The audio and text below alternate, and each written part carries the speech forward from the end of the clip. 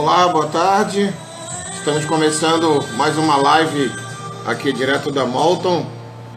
Hoje para falar mais uma vez na nossa live de sucesso aí do cenário político. Já vamos aí para a terceira edição com o nosso amigo querido Rodolfo Marques, que está entrando aqui na sala.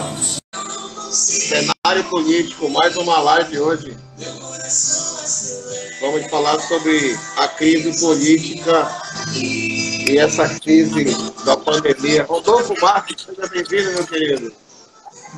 Boa tarde, meu Tudo caro bem? Zé Maria. Sempre um prazer aí compartilhar, bater esse papo aí com a equipe da Molton, bater um papo com você, Zé Maria, e sempre buscando pautar aqui os nossos assuntos que tenham relevância aí junto à sociedade e também junto aos nossos diferentes públicos.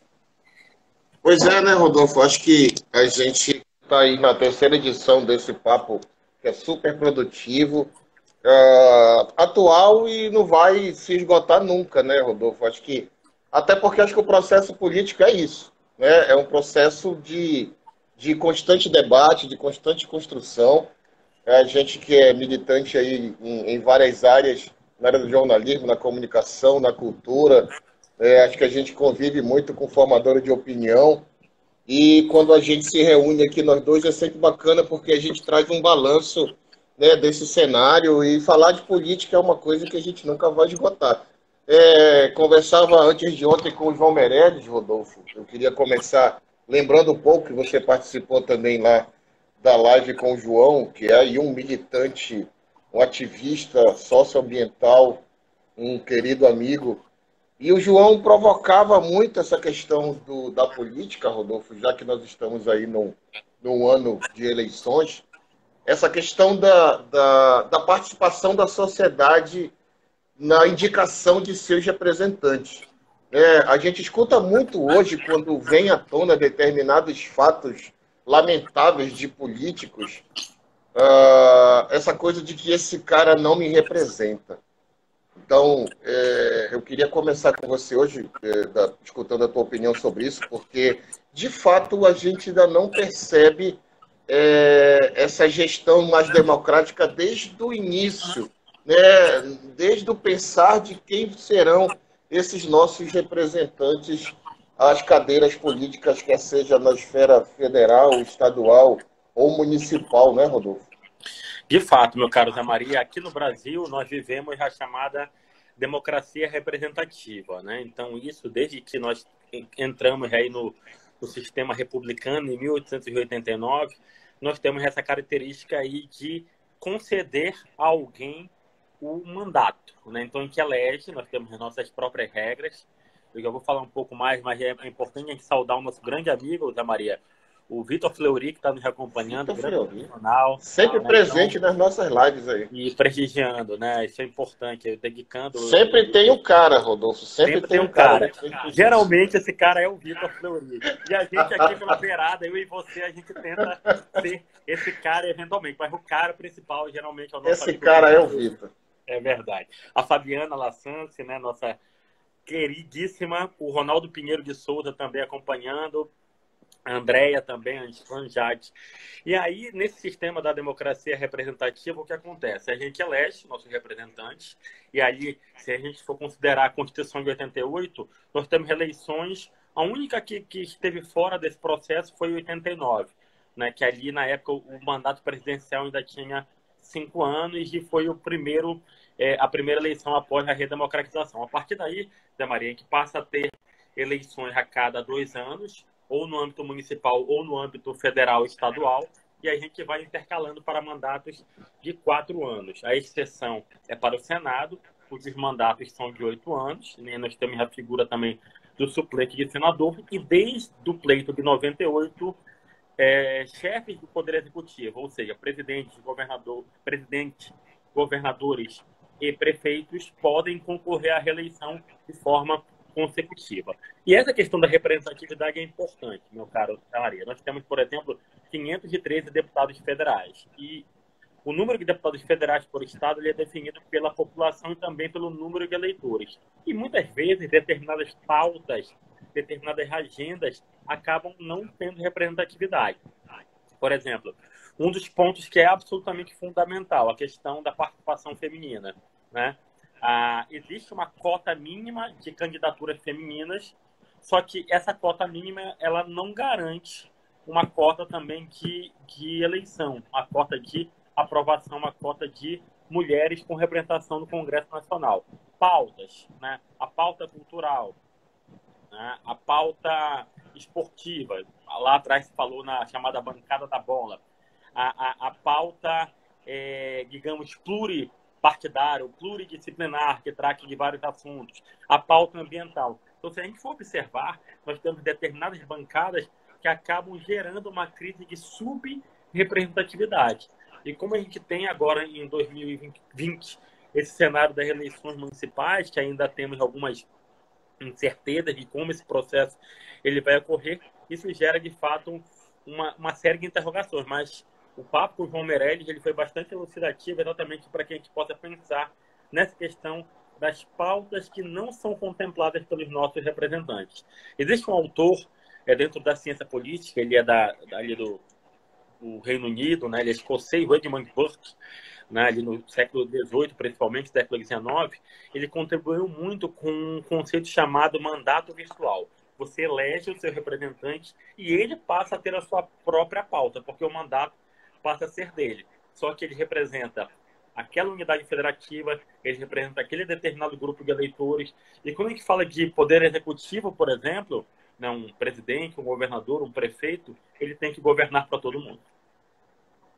E Rodolfo, nesse cenário aí hoje atual, esse modelo de gestão, e quando a gente pensa nessas comparações aí de outros modelos, a gente percebe que também, numa perspectiva futura de uma mudança mais eficaz nesse processo de resultados, a gente não vê muita perspectiva do ponto de vista que essa possibilidade de mudança desse cenário é meio que advogar em causa própria, né?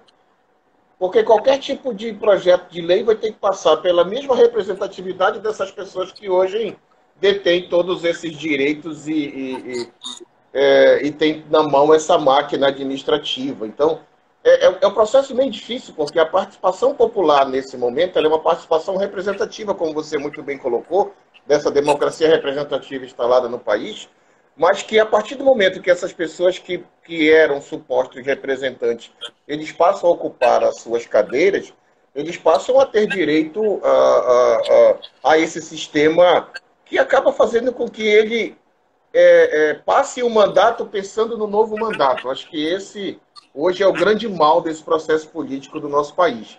Né? O político ele investe num mandato e ele usa todos os artifícios travestidos em provar os serviços da comunidade, mas nada mais é do que interesse próprio na sua própria reeleição, no próximo mandato. Né? Então, você colocou algumas questões aí importantes, como mandato, reeleição, né, que demandam das pautas, mas que talvez fossem coisas importantes a gente pensar nessa questão dos mandatários de poder legislativo ou executivo, do ponto de vista de que talvez fossem momentos de serviços e não profissões a longo prazo, como se vê hoje, né? Os políticos profissionais que estão há mais de 30 anos aí e que a gente não vê nenhum tipo de resultado desses profissionais. E já se transformaram em profissionais da política, né, Rodolfo? Infelizmente, não são representantes da sociedade, são profissionais da política.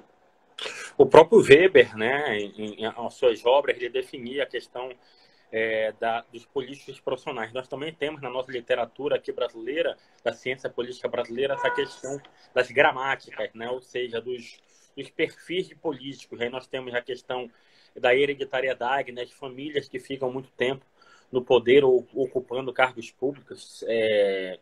Basicamente, em todos os estados brasileiros nós temos representações assim, né, grupos políticos vinculados a estruturas familiares. Temos também muitos grupos políticos, né, Maria, vinculados aos conglomerados de mídia.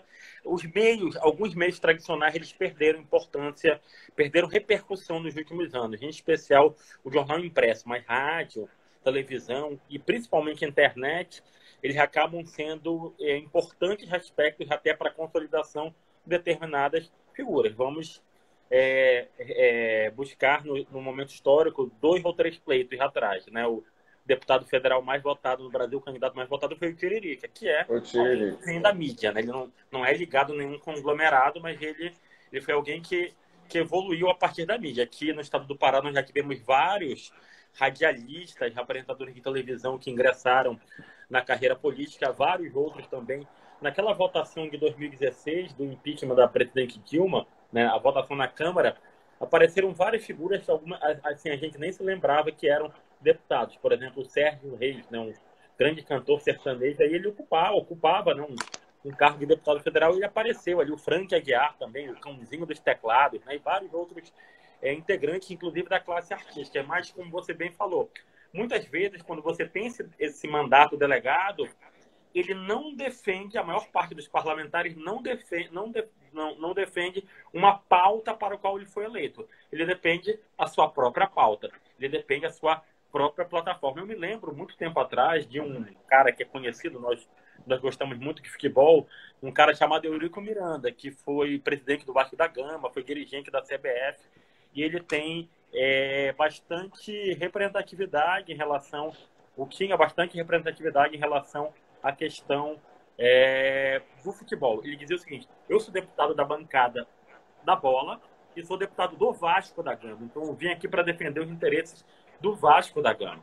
E aí é extremamente complicado, porque na verdade ele precisa exercer aquele mandato para toda aquela população carioca, para toda aquela população do Rio de Janeiro. E entram questões de pautas ambientais, pautas culturais, representação, que a gente acaba deixando em segundo plano. Pautas educacionais, né? Essa semana também a gente acompanhou, Zé Maria, uma importante discussão no campo da autonomia das universidades federais. Então, a gente, de fato, tem uma crise de subrepresentação, tanto em relação à estrutura que nós temos dentro da política brasileira, mas também da maneira pela qual a gente elege os nossos representantes. O Edmar Lassans Cunha, ele até comenta aqui: o povo precisa de educação eleitoral, ele não sabe votar. Esse processo de amadurecimento político, Edmar, ele é um processo longo, mas que só se consolida a partir de educação. E educação tem ligação com conhecimento e com informação, que são as bases para a cidadania. E, Rodolfo, só registrando, o Edmar Lassans é meu sogro, que sempre está presente aí nas nossas lives. Obrigado, Edmar, pela presença. Grande abraço aí, seu Edmar. Lá de Fortaleza, terra boa, lá do Ceará. Patrícia Pina está aqui com a gente também, Matheus Brito, a Leide Brito também passou aqui na sala. Agora, Rodolfo, foi bom aí o seu Edmar tocar nesse assunto da educação, porque, inclusive, também a gente falou um pouco sobre isso com o João Meirelles. Tudo perpassa pela questão da cultura, né? E a gente, volta e meia, a gente vem essa pauta cultural, até porque somos militantes da cultura também. Nós somos produtores, não somos gestores, né, Rodolfo? Deixar bem claro isso. No nosso grupo de amigos, nós tínhamos apenas uma gestora, todos mais. Uma gestora. O Vitor sabe disso do que a gente está falando. Mas, enfim, essa questão aí da cultura, ela perpassa por todos os campos. Na verdade, precisava ser uma pauta transversal, né, para que a gente pudesse equacionar determinados problemas dessa miopia, dessa gestão pública. Infelizmente, entra gestão, sai gestão, e as pautas da cultura vêm sempre em cima de uma política de evento, de festivais, né, de festa, enfim. A gente nunca percebe uma ação cultural presente nas discussões e na intermediação com outros polos da gestão. E aí vem a questão da educação, como o senhor Edmar muito bem colocou, porque a gente precisa perceber que esse processo de transformação precisa vir desde a escola. Eu não vou defender que determinadas matérias saíram da grade curricular, porque também tinha alguns ruídos a serem ajustados nesse processo, mas a gente não percebe mais, tanto na escola primária, fundamental, médio, e na própria faculdade também, essa discussão mais do processo político, enquanto gestão pública. A gente percebe muito o processo político enquanto gestão partidária. Então, política se transformou em polarização de bandeiras partidárias. Isso é muito ruim, né? Porque você não traz a essência da discussão cultural para a criança, para o adolescente, enquanto cidadão, enquanto partícipe desse processo. E aí a gente cresce, né, sempre tendo aquela visão deturpada do político, né, da política. Quer dizer, vira tudo dentro de uma mesma lente, né, que você é a única que a gente acaba vendo. Então, muito boa essa questão da colocação de seu Edmar, que traz essa questão cultural da educação, né, desse processo de formação. Mais um ano a gente vai passar agora por eleição e não se vê isso. Está sendo simplesmente o TSE esperando start num calendário de ações pré-eleitorais até chegar na eleição. Mas muito pouco se está trabalhando agora num processo educativo, né, num processo de comunicação, né, para as pessoas terem uma consciência maior do que é a importância do seu voto, né, como partícipe principal nesse processo de construção dos nossos representantes, né, Rodolfo? De fato, é preciso pensar muito numa questão sistêmica, né? Em um processo sistêmico, considerar que a informação ela gera o conhecimento gera a cidadania auxilia a gente a escolher os nossos representantes. Claro que desenhando do ponto de vista institucional, desenhando do ponto de vista conceitual, é relativamente fácil. Mas a execução desse processo depende de políticas públicas, como você falou mais cedo, né? É muito difícil pensar em representantes, né, do Poder Legislativo que produzam discussões ou produzam leis que possam ferir alguns de seus interesses, né? Então, você vai, por exemplo, diminuir o número de cargos de assessoria, você vai diminuir, por exemplo, a possibilidade, o número de vagas, você vai ampliar a seção de emendas para projetos que não gerem, digamos, um lucro imediato, gerem um desenvolvimento de imagem. Então, é difícil crer nisso, mas, claro, a esperança e a perspectiva de renovação, ela sempre existe, né?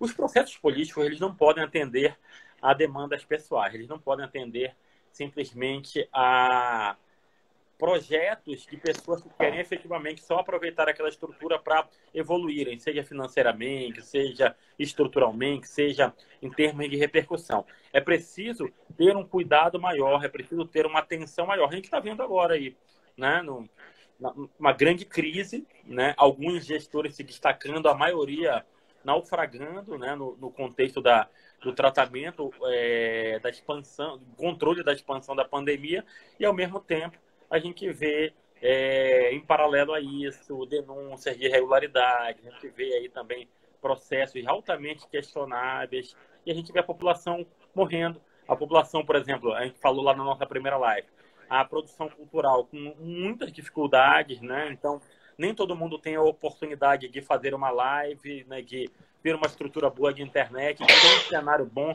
de ter um grande apoiador financeiro, né? Como duplas sertanejas ou bandas de pop rock, essas não tem tanta dificuldade assim, de conseguir bons parceiros, mas produtores culturais que eventualmente não conseguem, ou artistas não conseguem desenvolver toda a cadeia, acabaram enfrentando uma grande dificuldade. E aí quando você vai buscar parlamentares que possam apoiar a causa da cultura, muitas vezes esses parlamentares são uma minoria e dependem, como você falou, nós dependemos de ações como festivais ou políticas macro, em vez de considerar as políticas micro.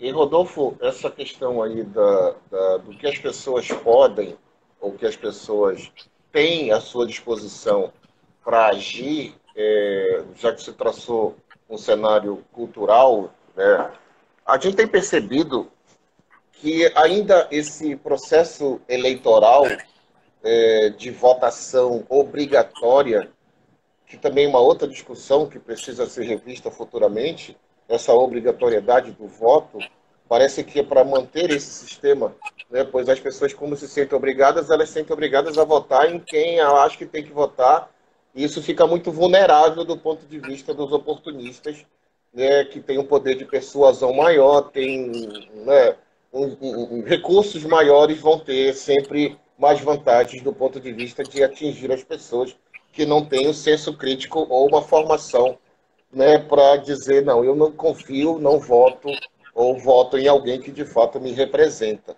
Nesse sentido, traçando um parâmetro hoje com a situação pandêmica que a gente está passando, a gente tem percebido também que as pessoas elas acabam tendo uma dificuldade muito grande de ver o horizonte à sua frente, ou de ter uma reação mais intelectual, de pesquisar uma solução dentro de tudo que se está como à disposição de soluções, entendeu? Porque eu acho que também existe. Ontem eu tive conversando com um amigo, doutor Eduardo Leitão Maia, inclusive, que é um médico, ele é neurocientista, neurocirurgião, na verdade, neurocirurgião. E, inclusive, por sinal, lamentavelmente, ele está com a Covid. Né, doutor Eduardo, nós estivemos conversando muito ontem, porque a gente já fez um convite a ele. Talvez início de julho ele esteja com a gente aqui para bater um papo sobre essa questão mais cerebral, Rodolfo. Porque se a gente for pensar na prática, o que nós estamos fazendo aqui, o que você faz sempre também, né, com outras pessoas em live, buscando determinados assuntos acerca dessa situação toda, trazendo a transversalidade entre esporte, entre comunicação, entre cultura, entre política, acho que isso é perfeito. É perfeito porque a gente acaba tendo essa visão macro do processo, né, de tudo que interage, né, de tudo que é transversal, de tudo que um depende do outro e a gente acaba não tendo essa percepção. Então isso também tem a ver com toda essa gestão do cérebro. Né? A gente não percebe essa nossa atuação cerebral constante. A gente não enxerga essa questão do exercício cerebral. A gente trabalha muito, a gente vê muito hoje a orientação sobre exercício físico, vamos se exercitar por conta do sedentarismo, por conta da questão do controle do peso, alimentação saudável. Mas a gente não percebe nada específico sobre o exercício do cérebro. E essa máquina maravilhosa que nós temos, que é o que gere todo o nosso corpo, o nosso pensar e o nosso agir. Então, nesse sentido, porque eu estou lembrando disso com o doutor Eduardo? Porque isso perpassa por toda essa questão da percepção, né? Passa por toda essa questão da formação cultural. Enquanto eu não tiver também, do lado de cá, que são os eleitores, que somos nós, que somos as pessoas que elegem esses provados nossos representantes, esse sistema do lado de lá não for alinhado de uma forma coerente, esses dois polos eles estão com problemas seríssimos. Né? Um não enxergar que o outro está com problema. Né? Quer dizer, eu não enxergar que eu tenho um problema, eu não procurar tomar um remédio. É a história, vamos fazer uma analogia com a Covid. Tem muita gente aí que está, não tem sintoma nenhum, é assintomático, mas ele está com problema. Então, a gente hoje fazendo um parâmetro, o nosso sistema político está com problema. A gente precisa trabalhar essa renovação.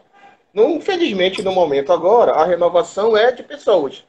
Né, de pessoas que podem chegar lá e ocuparem lugares como transformadores. No entanto, a gente sabe que o sistema ele é muito maior do que essa possibilidade de mudança. Né? Porque em que pese que a gente vá com determinadas pessoas e não com um bloco de pessoas para mudança, isso vai ficar totalmente pulverizado. Agora, do lado de cá também, precisa ser feito um trabalho de conscientização e formação para entender que esse sistema está doente. Né? Que esse sistema está ruído, tem ruído nessa comunicação, tem ruído nesse entendimento. Né? Então, a gente percebe que os dois lados estão com problemas, necessitando de ajustes urgentes para serem feitos, para que esse processo seja o mais coerente. É o que eu penso. De fato, essa comparação, né, que foi feita aí com a questão do sistema político e também da questão da saúde, ela é fundamental. Primeiro que a saúde, né, ela depende, né, de uma política pública, né, uma política de tratamento. E quando a gente vê um sistema político doente, é interessante também, Zé Maria, toda vez que a gente tem uma crise, né, uma crise política, como nós tivemos ali em 2015, 2016, e lá atrás também, em outros momentos, 2013, na década anterior também houve a questão do mensalão, no governo Fernando Henrique também houve várias manifestações, no governo Collor houve um processo de impeachment. Todas as vezes em que há uma discussão nesse sentido, fala-se, volta à pauta a questão da reforma política, né? Que é a questão de rever o sistema de proporcionalidade, a questão das votações, o voto distrital misto entra em discussão novamente, fala-se em extensão de mandatos, fala-se em rever a questão da reeleição, a questão, por exemplo, o cargo do Senado, né, os senadores. Os senadores, eles representam os estados, né? Então, cada estado, cada unidade federativa, os 26 estados brasileiros e o Distrito Federal, cada um tem direito a 3 senadores para um mandato de 8 anos. E a cada 4 anos nós elegemos 1/4 e 2/4, perdão, 1/3 e 2/3 daquelas vagas para o Senado. Então, dentro desse processo, meu caro Zé Maria, existe uma série de questões do acompanhamento. Houve um aprimoramento aí na questão dos mecanismos de controle e transparência, no Ministério Público, o portal da transparência, a própria questão, né, dos tribunais eleitorais, o Tribunal Superior Eleitoral e os tribunais regionais eleitorais. Enfim, a gente tem os tribunais de contas também, que tem os mecanismos de controle, os mecanismos de avaliação mais fortalecidos dentro desse processo. E, ao mesmo tempo, a gente precisa ter um nível maior de exigência. Eu penso, Zé Maria, claro que talvez a gente esteja falando de um cenário ideal. Eu penso que já há um espaço para uma maior maturidade por parte da sociedade. Uma maturidade no sentido de questionamento, né? No sentido de buscar as informações, de buscar os resultados, de cobrar das autoridades aquela questão de mandato mesmo para o qual foram eleitos, né? Então, a prestação de contas, o acompanhamento, as ações específicas. Por exemplo, parlamento, você tem emendas de bancadas, você tem emendas de gabinete, você tem situações que você pode não só atender suas bases, mas atender uma comunidade como um todo, né? Então, aqui no Pará, nós temos a pauta da Amazônia, a pauta ambiental, a pauta da cultura, né? A pauta, por exemplo, da gastronomia, né? Nós temos a gastronomia também com um importante aspecto cultural. Temos a pauta do esporte, temos a pauta da energia, né? Então, esses aspectos todos, né? A pauta do pequeno e médio empreendedor também, que é uma discussão extremamente importante, né? Nesse período de pandemia, quem é pequeno e quem é médio, um grande trabalho de desenvolvimento de recursos humanos, né? Que a Molten desenvolve aí, é extremamente importante. Por quê? Porque foram alguns dos setores mais afetados agora, né? Os pequenos e médios empresários. Então, muitas empresas quebraram, muitas fecharam as portas. Até mesmo agora, com a reabertura do comércio, com a reabertura dos shopping centers, várias empresas não tiveram condição de reabrir as portas. Primeiro, porque tem cliente que realmente continua com medo de continuar, de estar em um espaço como este, e outro, não houve, durante esses 3 meses, um suporte do poder público federal, principalmente, né, que é quem detém a maior parte do cofre, né, a chave principal do cofre. Não houve um suporte para que efetivamente houvesse esse processo de manutenção e de recuperação. Quando vai começar a recuperação, quando vai acabar a pandemia, nós não sabemos. Mas nesse ínterim, a gente precisa de políticas públicas para dar suporte às empresas e às pessoas. Você viu que acabou de entrar com a gente aqui, meu caro Zé Maria? Uma outra amiga nossa muito querida, Gracimar Santos. Gracimar. Depois que tu partiste, né? Tudo aqui ficou tão triste. Rodolfo, o seu Edmar colocou mais uma contribuição importantíssima aí, que vem dentro do que a gente está falando, na questão da cassação de mandatos de eleitos, né, que tivesse algum tipo de problema através de uma ação popular. Aí eu volto a fazer aquele comentário que eu fiz anteriormente. O problema é a questão da advocacia em causa própria, né? Porque, de fato, existe um sentimento muito corporativo entre esse público político de blindagem, né? A gente percebe agora esse conflito entre o legislativo, o executivo e o judiciário, quer dizer, o judiciário tentando manter o seu papel, né, de gestor e de apaziguador desse processo todo, e os outros poderes questionando a legitimidade dessas ações. Então, a gente percebe também essa coisa muito corporativa, né? Quizá que a busca por soluções fosse mais fácil, mas ela depende justamente dos atores das principais irregularidades desse país. Então, acho que isso é um grande problema que a gente tem, voltando novamente à questão da educação, né?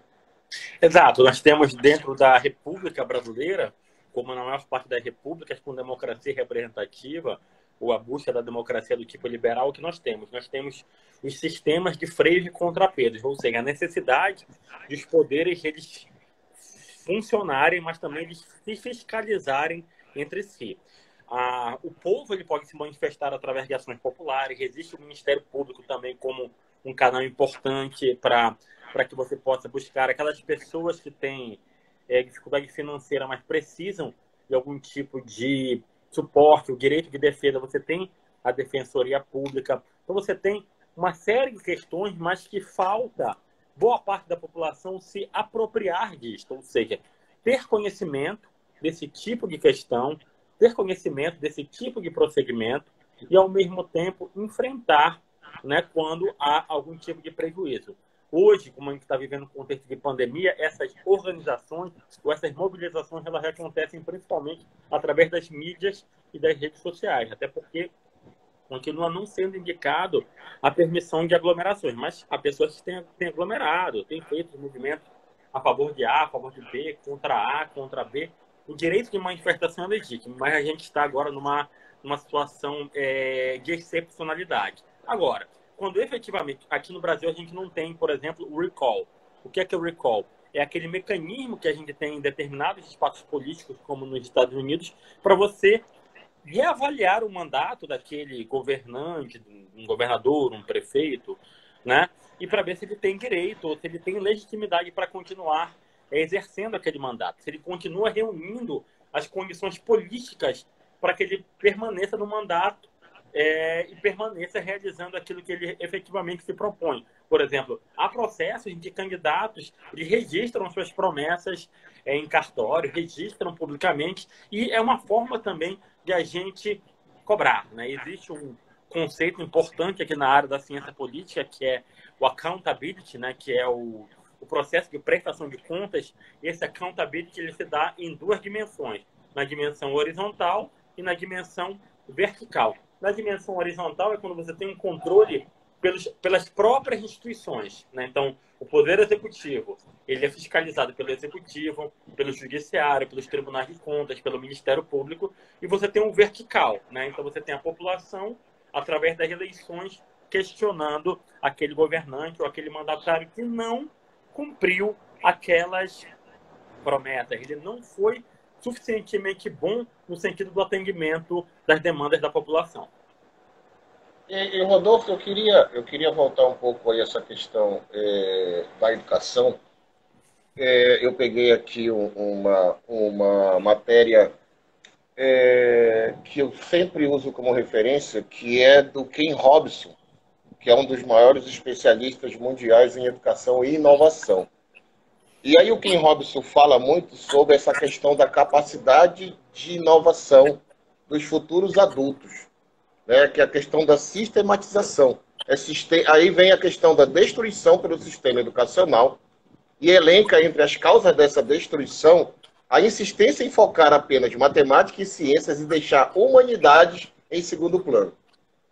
Quer dizer, o que significa dizer que e a gente tem acompanhado, a gente que é pai de adolescente e tal, de criança, percebe que ainda o processo de educação está focado muito no aprendizado do que pode ser pesquisado por qualquer pessoa a qualquer momento.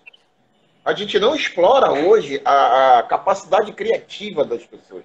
A gente não explora a capacidade de pesquisa das pessoas. Aí no sistema educacional está focado muito num processo conteudista. Eu passo, você decora, depois eu vou passar uma prova para saber se você decorou aquela data, aquele evento, entendeu? Aquela ação. Então, ainda a gente precisa passar por um processo de renovação nesse sistema da educação para, primeiro, a gente começar a ser questionador. Porque, como você acabou de colocar, a gente tem um sistema muito verticalizado, que não te dá essa liberdade de questionar o processo. E quando a gente se dá a liberdade de questionar, a gente vai para a rua e acaba tendo um grande problema que a gente vê aí toda vez que tem um grande problema. Hoje é nosso grito é ir para a rua mesmo. Mas a gente vai para a rua porque o sistema já está estrangulado, né? O problema já entrou em colapso. Se nós tivéssemos uma liberdade maior do questionar, se nós tivéssemos uma liberdade maior do pesquisar, se nós tivéssemos uma liberdade maior de construir caminhos próprios, desde o processo da educação infantil, fundamental, até a faculdade, nós teríamos um outro exército de pessoas bem mais conscientes de uma responsabilidade ambiental, de uma responsabilidade social, de uma responsabilidade como ser humano, como pai de família, como empresário. E aí você falou ainda a questão do comércio e numa nova forma hoje de se trabalhar, de se agir, que é o microempreendedor, né? Que é o empreendedorismo. Mas as pessoas ainda associam muito isso à informalidade, né? É o mercado informal absorve o empreendedor, né? É aquela velha máxima que a gente escutava há um tempo atrás, dizendo o cara vai trabalhar por conta própria, né? Vai ser O seu próprio trabalhar patrão, por né? conta é ser o seu próprio patrão. Ele vai trabalhar por conta própria e isso depois se transformou no empreendedorismo. Se a gente for avaliar historicamente, a gente vem isso desde a questão da mais-valia, né, das relações de trabalho, desde a Revolução Industrial. Então, não tem um processo de construção da educação dentro desse processo histórico. E o governo não tem esse interesse em formar as pessoas para elas pensarem nessa questão do mercado como empreendedores. Não, se alimenta uma relação muito de empregador e empregado, que alimenta toda uma hegemonia de grandes empresas, grandes conglomerados, né, que oferecem grandes empregos e as pessoas se submetem a isso em troca de um salário. Quer dizer, essa relação trabalhista que a gente vê que a médio prazo isso é um processo falido, mas ainda é um processo de falta de formação das pessoas. Só mandando um abraço aqui para o nosso Luiz Lau, que está sempre com a gente aqui nas nossas lives da tarde. Acho que entrou aqui a Vânia Leal, o Emílio Professora. Santana, É, professora. Enfim, entendeu, obrigado. Rodolfo? Então, acho que esse problema da educação ela sempre vem à tona e ela sempre está convergente em várias áreas que constrói esse cenário que a gente percebe agora no momento. Essas nomenclaturas elas se modificam, mas os processos eles são mais ou menos os mesmos, principalmente quando a gente pensa no contexto da educação empreendedora. E a gente tem alguns programas de fomento que são extremamente importantes, nós temos canais, temos políticas de financiamento, né? Mas, acima de tudo, é um processo individual, né? Um processo de a pessoa desenvolver as suas próprias capacidades. A gente volta àquela ideia da matriz de competências, né? Então, você tem a matriz chá, os conhecimentos, as habilidades e as atitudes. Então, dentro desse processo, a educação empreendedora ela é extremamente importante para você ser empreendedor, trabalhar por conta própria, ser autônomo, ser dono do próprio nariz, ser o seu próprio patrão. Há muitos anos atrás eu trabalhei num órgão público, trabalhei numa empresa pública, não fiquei muito tempo lá porque acabei sendo aprovado num outro concurso, numa outra situação. E na época esse órgão público ele estava fazendo um programa de demissões voluntárias, chamado PDV, né, o Programa de Demissão Voluntária. Então, você fazia, principalmente com funcionários mais antigos, você fazia um plano para que aquele profissional ele pedisse suas contas, recebesse a indenização, né, como se ele estivesse sendo demitido, e com isso, para ele seria bom, porque ele teria liberdade para ter o seu tempo para investir em outras coisas, e para a empresa, para este órgão público especificamente, não teria o ônus daquele funcionário, aquele ônus trabalhista com aquele funcionário, com aquele colaborador que estava muito tempo lá. E lá atrás, né, Zé Maria, que tinha muito nas relações trabalhistas as chamadas incorporações. Você ia incorporando benefícios e esses benefícios eles ficavam permanentes no seu salário, o que deixava a Exatamente. folha salarial muito pesada. E o que acontece? Uma pesquisa que foi feita posteriormente, né, com várias dessas pessoas que foram convidadas a se retirar e tiveram indenização para montarem seus próprios negócios, E não. seduzidas pelos valores também, né, Rodolfo? Exatamente. Aí você tem uma grana boa. É isso o quê? Uhum, 18, 20 anos atrás. Você tem uma sim. grana boa. Né? Ali, quinto, sexto ano do Plano Real. Mas o Brasil vivia uma situação econômica bem interessante. Você tinha a oportunidade de ter uma liberdade de tempo. Né? Porque ali a carga horária de trabalho era de 6, 8 horas. Você almoçava no seu local de trabalho e você tinha a chance de investir no seu próprio negócio, alguma coisa que lhe faria bem. Só que muita gente não conseguiu. Por quê? Porque não tinha por trás uma educação empreendedora, não tinha um modus operandi que pudesse possibilitar, que pudesse gerar a possibilidade para você investir naquele negócio, investir naquela questão. Né? Você tem uma grana, eu gosto de fazer isso. Mas às vezes, eu quero montar uma mercearia, eu quero montar um negócio de bairro, eu quero montar uma lanchonete. Por exemplo, nessa época, Zé Maria, um dos grandes. Tinha dois negócios que davam muito certo.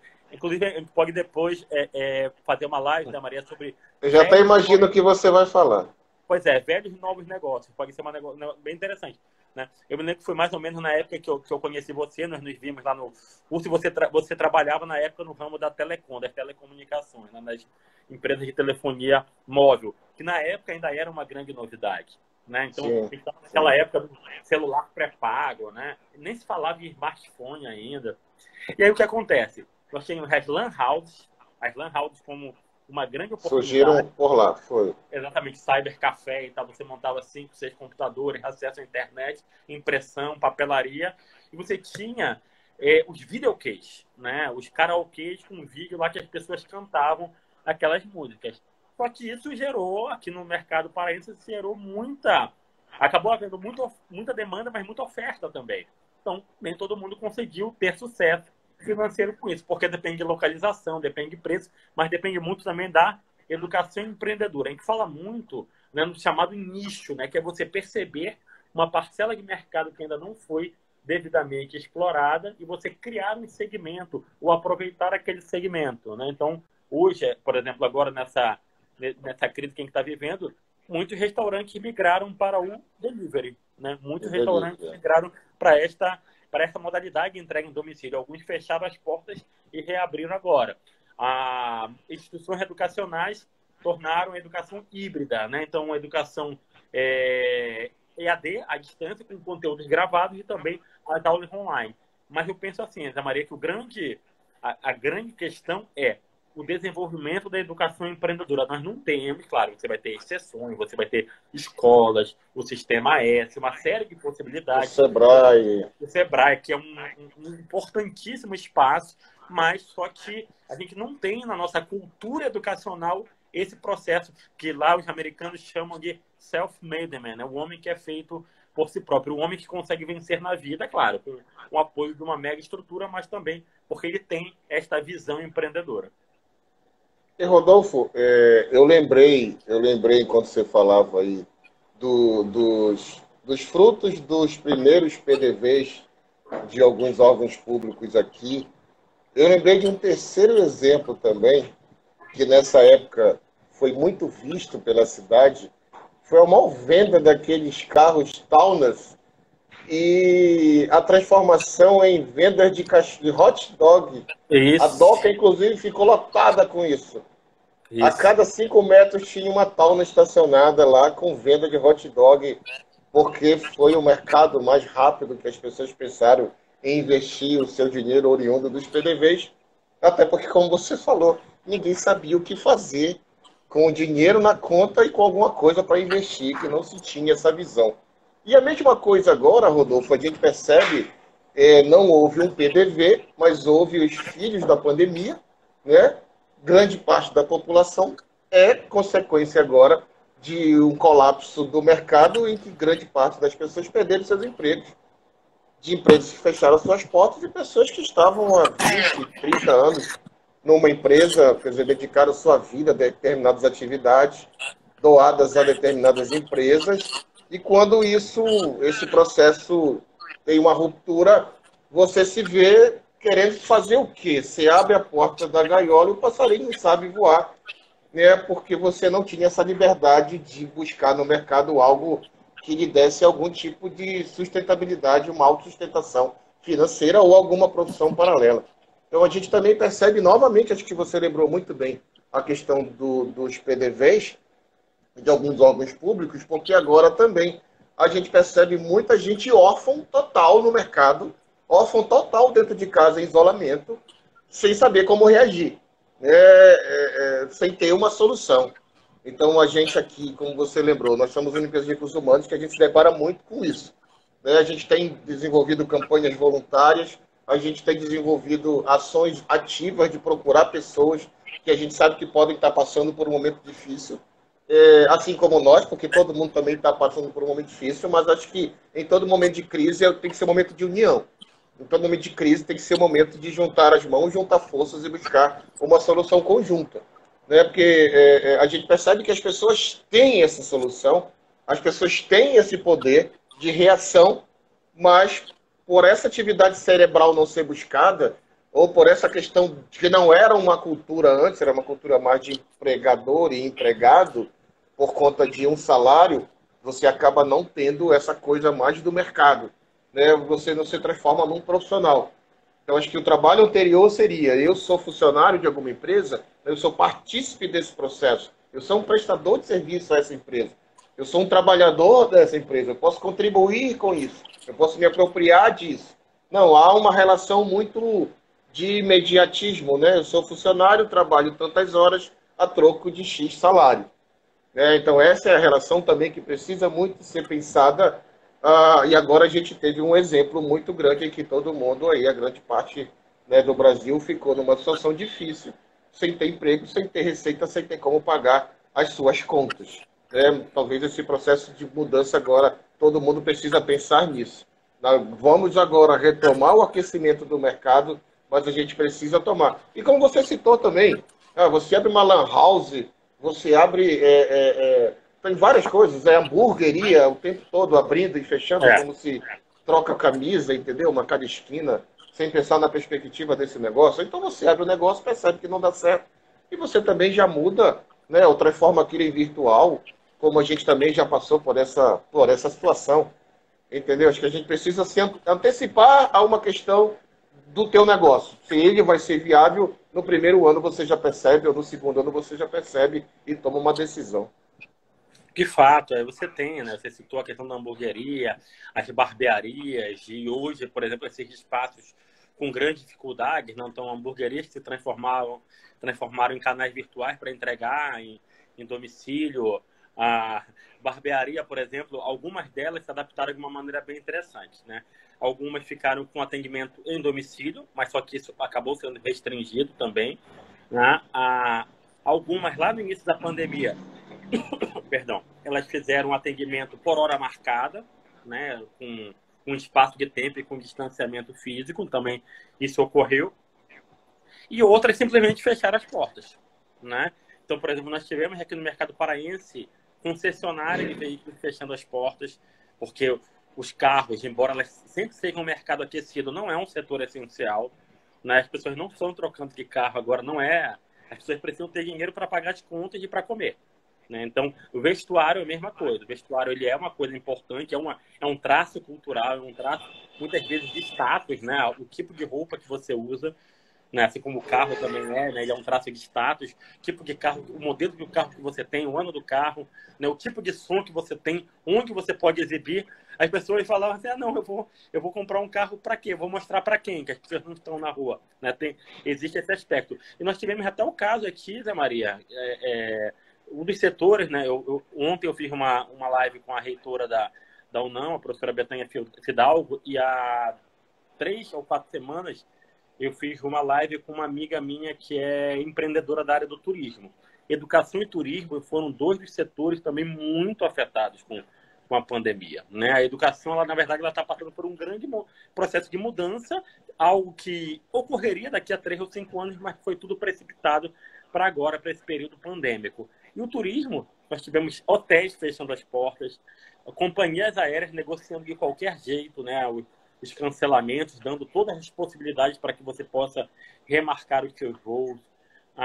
Também nós temos as agências de turismo que tiveram que revitalizar as suas ações, né, se tornando consultorias para você remarcar, para você ver uma série de outras possibilidades. Eu estava acompanhando também, né, como a Europa passou por essa crise há cerca de 2 anos, há cerca de 2 meses, né, essa crise maior, já havia alguns museus, né, reabrindo as suas portas, mas de uma maneira regrada, né, de uma maneira equilibrada, de uma maneira assim, a cada 2 metros, né, de distância, e também a questão da quantidade de pessoas que podem ocupar aquele determinado espaço. Então, todo mundo, na verdade, está passando por uma grande modificação. Mas só que eu penso que aqui no Brasil, além das políticas públicas que são extremamente frágeis, cabe a nós também repensar essa nossa política de educação empreendedora. Porque, às vezes, assim, não é empreendedor necessariamente para você ser o dono do seu negócio, mas você ter uma educação empreendedora para gerenciar o seu tempo e para tentar reorganizar ou reordenar da melhor maneira possível as suas atividades. E Rodolfo, você falou agora na questão do turismo. Eu lembro há alguns anos atrás, num evento, acho que foi no Sesc, não lembro, conversando com a Glenda, a Glenda e o Carmelo lá do Marujos, que eles têm uma atuação muito grande na questão do Conventional Business Bureau, que gere essa questão do turismo aqui na região norte, enfim. E aí nós conversávamos acerca da questão do turismo cultural, que é uma coisa muito recorrente nos eventos, né, de turismo, nos congressos e nessa questão da avaliação das tendências do turismo. Lógico, a gente está falando isso pós-pandemia, numa outra perspectiva e anterior também a isso, que já havia um diagnóstico, já havia sinais de que essa questão do turismo só pela viagem já estaria perdendo mercado por conta da experiência das pessoas. E aí a gente traz isso muito fortemente aqui para a nossa região, porque, como a Glenda colocava na época, as pessoas que vão até determinadas cidades e conhecem seu potencial arquitetônico, né, como igrejas, museus e os atrativos turísticos físicos, elas tinham, nesse momento, na pós-tecnologia, um objetivo de ir, e como você falou da história do carro, ela tem aquela questão da apropriação. Eu fui, tiro foto e mostro que eu estava lá, né? Então Sim. tem essa questão do valor agregado para você ter um diferencial no seu ciclo de amizade. Eu fui até Paris, tirei foto na Torre Eiffel e faço questão de postar isso nas minhas redes sociais. Ponto. Mas começou a se detectar determinadas pesquisas de que as pessoas também estavam começando a não voltar para esses mesmos pontos. Elas não estavam voltando. A pessoa que tinha ido uma vez, ela estava demorando a voltar para esses mesmos destinos por conta de já haverem conhecido esses destinos e se apropriado desse diferencial junto aos seus pares, né? Como eu fui lá e tirei foto, olha aí o que eu fiz e o que eu posso. E aí veio a discussão desse turismo mais de sensação, desse turismo mais de cultura, né? De você ir até determinado, voltar até determinados destinos turísticos por conta de eventos, né? De você participar de congressos, de feiras, de festivais. Né? Então, a cultura se apropriar, o turismo se apropriar do processo cultural, né, para reaquecer esse mercado. Eu achei muito interessante isso. Olha, abraço aqui para o nosso querido mestre e professor Marcelo Mendes entrando aqui com a gente. Então, Rodolfo, tem essa questão também que você citou muito bem, né, dessa autossustentabilidade, que eu acho que agora vai ser muito importante, como nós falamos na live passada, das cidades e dos estados procurarem reaquecer o seu mercado através das relações que a gente não sabe como vai ser. A gente não sabe mais como vai ser a relação do comércio, que também tem o comércio, esse comércio físico por conta de todo esse temor, né, de vírus, e tem o comércio virtual sendo aí tendo um aquecimento e uma importância fundamental. Aí você falou muito bem com a questão do turismo sendo uma grande perspectiva também nessa retomada pós-pandêmica aí. Exatamente, o turismo de experiência, como você falou, né? O turismo cultural, o turismo histórico, né? Então você explorar outras vertentes, né? Então, por exemplo, muitos, assim, na Europa existem muitos museus que são gratuitos, em Nova York também, mas a maior parte na Europa, né? Em Nova York você paga. O que acontece? Como uma forma de engajar o público, né? Porque esses museus eles se sustentam a partir de três aspectos, né? Eles se sustentam com dinheiro público, então há um investimento público. Existem doações, então você tem mecenas que dão suporte para que aquele museu funcione, e as lojas, os serviços, né? Então, todo grande museu tem a sua lojinha lá para vender os seus produtos. O que é que eles fizeram agora? Já que as visitações não estão ocorrendo, já que aquela experiência física não está ocorrendo e por um bom tempo ela vai ser de uma maneira restrita, né? O que acontece? Vou promover essa experiência agora gratuitamente. Então, você pode fazer cursos online, você pode fazer visitas online, né? Você vai ter a oportunidade de acessar situações que, eventualmente, por uma questão financeira, você jamais poderia estar, e isso gera engajamento, né? Uma das grandes palavras agora desse nosso contexto, né? Desse novo normal com o qual nós vamos lidar mais diretamente, é essa ideia do engajamento. Então, a gente vai lembrar das marcas que nos apoiaram, né? A gente vai lembrar daquele restaurante perto de casa que teve todo o carinho para servir a refeição para você, né? Você vai lembrar também da diarista que você pagou para ficar na casa, né? Exatamente para que ela pudesse resguardar também a sua família e a gente pudesse resguardar. Então, essa questão, Zé Maria, do cérebro empreendedor, né? O empreendimento, o empreendedorismo, está muito ligado à ideia, como você busca soluções para os problemas. E aí não posso deixar a oportunidade de ressaltar, né, que eu acho que a maneira como você e a Fabiana desenvolvem aí o projeto, né, o Molton Solutions, é exatamente pensar em soluções, né? Pensar em alternativas para a gente lidar diante da crise. Eu acho que o grande desafio para todos nós, assim, é lidar com crise. O que essa crise nos trouxe de maneira diferente, né? É que foi do dia para a noite a gente teve nossos projetos, né? Eu tinha uma viagem, né, Maria, na semana, eu ia para um casamento em Porto Alegre, ia rever amigos, né? Enfim, ia fazer uma série de atividades, é uma cidade que eu gosto muito, morei lá por 1 ano e meio, mas ia para um casamento também de uma amiga, mas houve a decretação da quarentena e simplesmente o projeto que estava previsto da viagem ela teve que ser suspenso, né? Congressos que eu iria participar, e uma série de outras questões. Então, o que acontece, né? A gente foi provocado a pensar mais rapidamente em soluções. As crises servem para isso, claro.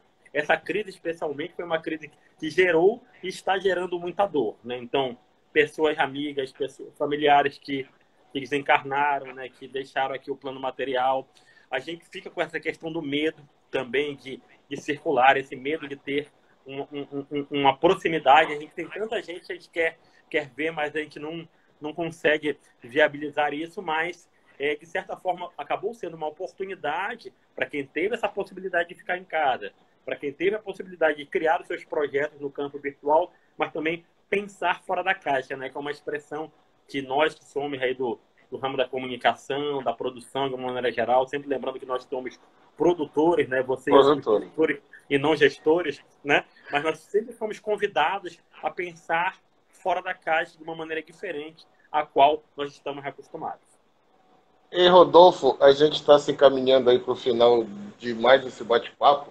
Pô, assim, é sempre muito, muito, muito, muito produtivo trocar ideias com você. Eu agradeço. Eu queria, nesses últimos minutos aí, lembrar que hoje é o Dia dos Namorados, né, Rodolfo? A gente precisa fazer essa referência, né, às nossas esposas.